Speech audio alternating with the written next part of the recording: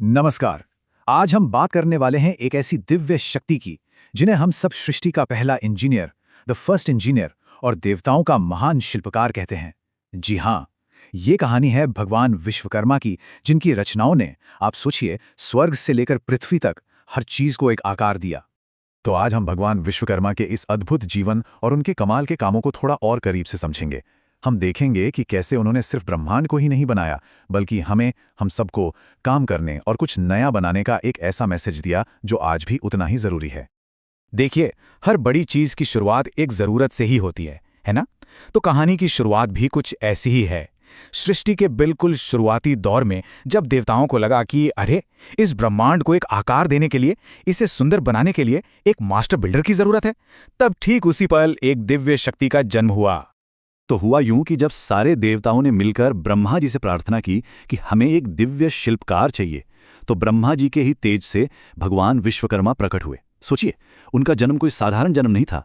वो सीधे ब्रह्मांड की जो क्रिएटिव एनर्जी होती है ना, उससे पैदा हुए थे, और यही बात उन्हें सबसे अलग, सबसे अनोखा बनाती है। अब भगवान विश्वकर्मा ने अपनी दिव्य शक्ति से ऐसे ऐसे कमाल के शहर बनाए, मतलब ऐसी नगरियां बनाई कि उनकी शान देखकर देवता तक हैरान रह जाते थे। सच कहूं तो उनकी जो आर्किटेक्चर थी वो हमारी कल्पना से भी कहीं आगे थी। अगर उनकी कुछ महान रचनाओं की बात करें तो लिस्ट बहुत लंबी है, पर कुछ खास नाम हैं। जैसे इंद्र की राजधानी अमरावती, श्री कृष्ण की सोने की नगरी द्वारका, रावण का वो किला जिसे कोई भेद नहीं सकता था, स्वर्ण लंका, और हाँ, पांडवों का वो मायावी शहर इंद्रप्रस्थ।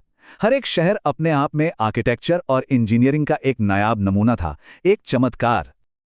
लेकिन रुकिए, बात सिर्फ शहरों और महलों तक ही नहीं थी। भगवान विश्वकर्मा का हुनर तो इससे कहीं ज्यादा था। उन्होंने देवताओं के लिए वो शक्तिशाली और दिव्य हथियार भी बनाए जिनके बारे में हम कहानियों में सुनते हैं, और उनका बनाया हर हथियार अपने आप में यूनिक था। जैसे कि इंद्र का वो वज्र जिसे कोई तोड़ नहीं सकता था, भगवान विष्णु का सुदर्शन चक्र जो कभी अपने लक्ष्य से नहीं चूकता था, और भगवान शिव का वो महाशक्तिशाली त्रिशूल।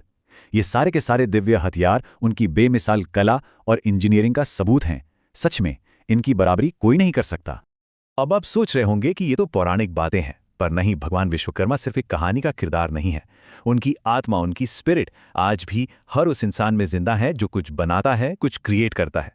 यह हमें याद दिलाता है कि बनाने की, रचने की शक्ति वो हम सबके अंदर है। हाँ, भगवान विश्वकर्मा बसते हैं हर उस हाथ में जो मेहनत, हुनर और कला से कुछ बनाता है।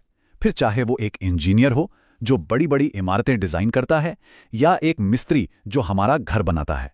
वो एक कारीगर में भी हैं जो सुंदर मूर्तियां गढ़ता है, और एक कलाकार में भी जो अपनी सोच को कैनवस पर उतारता है। तो इस पूरी कहानी का जो सबसे गहरा मतलब है ना, वो उनके बनाए महलों या हथियारों में नहीं है। असली संदेश तो उस सोच में है, उस फिलॉसफी में है जो वो हमें सिखाते हैं, और वो सोच है काम करने की और कुछ नया बनाने की। उनकी जिंदगी हमें एक बहुत सीधी और सरल बात सिखाती है कि कुछ बनाना, कुछ क्रिएट करना ही सबसे बड़ी पूजा है। अपने हाथों से कुछ बनाना, मेहनत करना, अपने हुनर को इस्तेमाल करना, यही भगवान की सबसे सच्ची पूजा है। और जो इंसान मेहनत करता है, काम करता है, वही दुनिया में सबसे बड़ा है। और ये बात हमें एक बहुत गहरे सवाल पर सोचने को मजबूर कर देती है। क्या हमारा काम, हमारा हुनर और कुछ नया बनाने की हमारी ये जो काबिलियत है, क्या यही हमारा सबसे बड़ा धर्म है? क्या यही हमारी असली पहचान है? इस बारे में सोचना तो बनता है। तो आइए हम सब मिलकर नमन करते हैं भगवान विश्वकर्मा को, सृष्टि के उस महान निर्माता और कला के उस देवता को जिनकी प्रेरणा आज भी हर नई चीज में, हर क्रिएशन में जिंदा है। जय भगवान विश्वकर्मा।